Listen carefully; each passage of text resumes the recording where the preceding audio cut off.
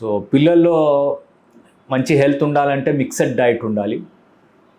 అందరు non vegetarian తినరు, but తింటారు అంటే మంచిది. అట్లీస్ట్ ఎగ్ అయినా మీ డైట్లో ఇది తీసుకోవచ్చు.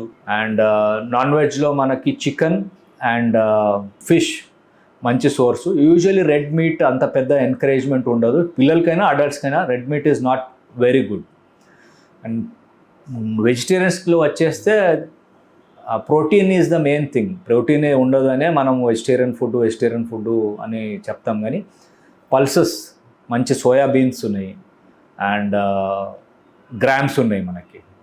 గ్రామ్స్ అంటే చిన్న మీల్ మేకర్ కూడా మంచి సోయా ప్రోటీన్, అది దాంట్లో కూడా చాలా ప్రోటీన్ ఉంటుంది. అండ్ ఎనీ మిల్క్ ప్రోడక్ట్, మిల్కే తాగాలని లేదు, కొందరికి మిల్క్ ఇష్టం ఉండదు, బట్ కర్డ్ ఉంది, చీజ్ ఉంది, పన్నీర్ ఉంది. సో దాంట్లో మనకు కావాల్సిన అన్నీ ఉన్నాయి.